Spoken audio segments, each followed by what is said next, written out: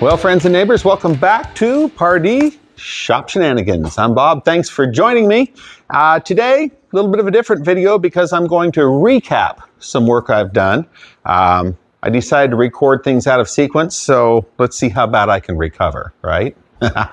Hey, for those of you who've been following, this is 1987 G20 Chevy van. Belongs to my son. He bought it last year.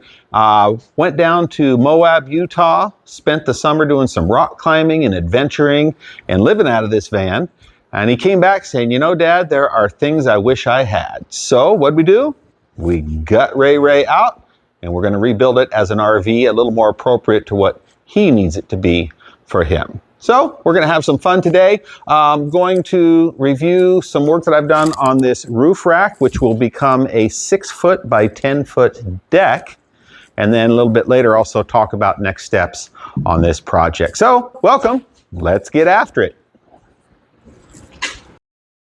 Well, here's what we're left with. I've got 4 cross pieces up there. Now this long piece of square tubing laying there just represents a 10-foot 2x6. I used that so that I could line things up this way. Also use it so that I could get, I had to build legs independently, each of these independently, so I needed some way to get them all true to one another horizontally. So I had that 10-foot stick of pipe, this 10-foot stick of pipe, and by golly, it worked out. You know, when you're working alone, you have to be creative sometimes. I cut all these to length because we knew we wanted 6 feet across, but because the van has a curve to it and a curve the other direction, I could not cut these all out the same size. If I had, we would have had this big hump in our deck. So that was bad news. So I lined everything up to here, leveled it across the way, and had these wedges and some scrap wood, and well, we just make do around here. I'm sure that you can do the same with your projects as well. So this will be a 6-foot by 10-foot deck up here when we're all done. Logan will be out a little later. He's going to pull these off and sand them, clean them up a little bit, paint them. I need to finish welding everything up, put some end caps on here, on these middle two, and we'll step away from this part of the project for a little bit as we get into next steps with Ray. In fact, next steps are going to be getting inside here, and we're going to put a exhaust fan, one of those intake exhaust fans, RV fans, right up here. So we'll be cutting a hole in the roof. I had to get the roof rack up first so that we knew how to position everything. And then I'm going to put in some sound mat, some sound deadener, especially for this rattly old roof. And then behind that, oh gosh, we've got some new lights we're going to put in. We're going to wire for like a phone charging station over here because there will be a inverter and a couple deep cycle batteries here and a little power panel. Then from that point, we can actually insulate and put up some interior wood. We're probably going to use door skins, 1/8 inch or 5/16 plywood, birch plywood that will form nicely to this. Clean it up. We're not going for Taj Mahal, just clean and functional. Bed across here, some storage underneath. Going to be a fun project, so stick around, stick with us.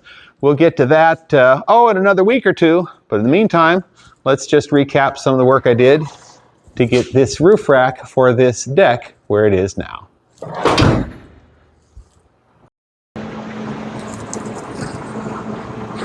Well, so I've got these mocked up. We tacked them up on the van, and now I'm going to weld the base all the way around.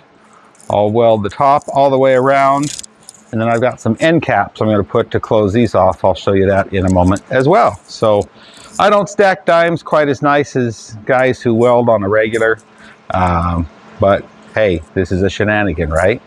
I think of myself as more like maybe casting BBs. The BB caster.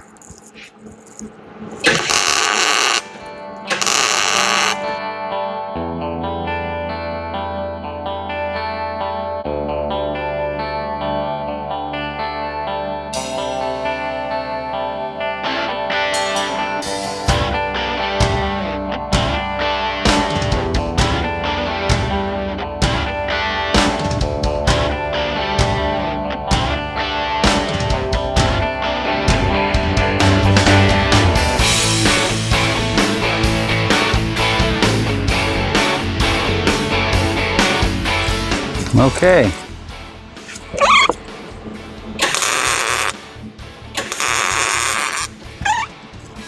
Nothing a 4-inch grinder won't clean up. Okay, we decided that we want to close up the ends of these racks rather than having mud daubers and things get in and out of there. So to do that, kind of a low-tech solution, got a piece of scrap, some leftover from another project that I worked on. This is some 16 gauge steel.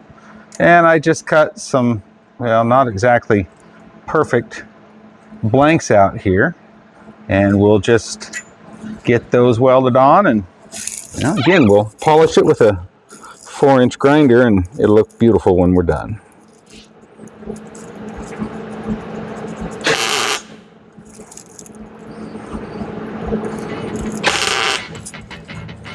That could get hot if I'm not careful.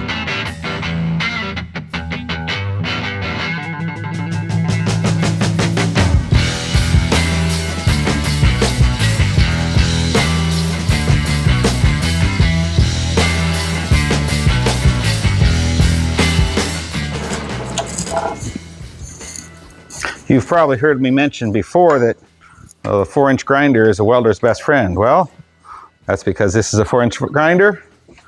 This is a welder, grinder, meet one another. You're now best friends.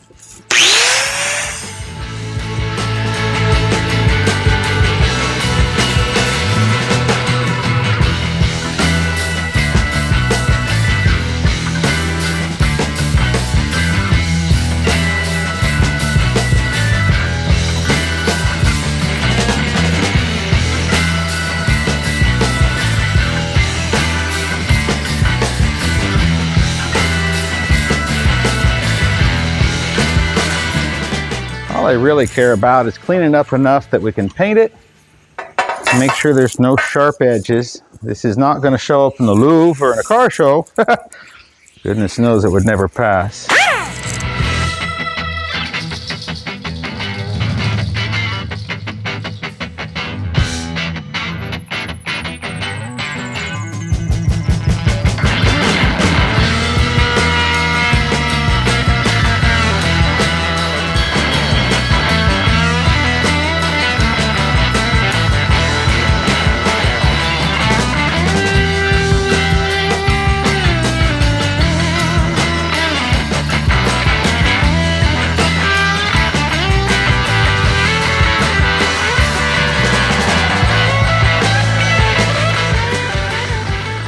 This is certainly not a project that we're trying to make gorgeous. It's not going to be showroom quality.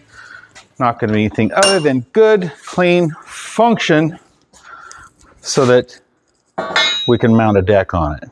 But that cleans up okay. We'll get it painted. Got the end closed up here just so that there's no, gotta get my directions going, just so we're not going to get critters in there, and I think it'll finish out just fine. Well, here's one of the bummers of doing something alone and getting in a hurry. It's important to measure once, twice, 10 times, however many it takes. This is how far off I am from having this squared up to my mounting plate on the other side. This is the front of the van over here. So this is number 1, number 2, 3, and 4. I was going to be nowhere close to square. Fortunately, I have a glue stick known as the Miller-Matic, and I'll get these little pieces up underneath, fill in these holes, measure everything correctly this time, re-drill them, and you'll never know it happened. However, I will. Duh, Bob. And just like that, good as new. Now I can get this realigned on here where it should be, drill 2 new holes, and I should be able to line this guy up the way it's supposed to be. Boy, this is fun stuff doing it all alone. That's all right. It's Logan's inheritance. Don't tell him that I made that mistake. Okay, let me get out from behind everything. I'm coming, I'm coming, I'm coming. Boy, that camera gets going and it's in a big hurry, right? Well, that buttons it up for today. I think we made good progress. Got this deck just about ready to go on. We'll actually put deck boards on this part of the project a few weeks down the road. We're going to depart from this now that we've got these brackets built to do the interior work, get in that exhaust fan, do some other things. But you know, I just want to remind you, I'm no professional fabricator or anything here. I was just raised that if you want to do something, try. Go for it, right? I want to encourage you to do the same thing. That's what Pardee Shop Shenanigans is all about. Sharing some ideas, having a good time, selfishly kind of showing off some fun that we're having. Parallel project going. I've still got Stanley, my 62 Chevy pickup, sitting outside with that awesome power service bed on it. I think it's awesome, and that's all that really matters, right? So I'll kind of be doing some things back and forth with that. But next few weeks, we're focused on Ray, get this buttoned up and put together so Logan can get back out to adventure in Moab for another summer full of fun. If you're enjoying anything about Pardee Shop Shenanigans, leave us a note, would you? Hit the like button, subscribe, tell a friend, or 29, 35, however many you happen to have. I think I've got like 17 now. And give us feedback. When I say us, it's Logan, also my wife, Peggy. You don't see her. She's in the background a lot helping me. And give us some feedback. We'd like to know, good, bad, or otherwise. Be honest, but be kind, because the world needs a whole lot more kindness, and you are the one that can make it happen. See ya.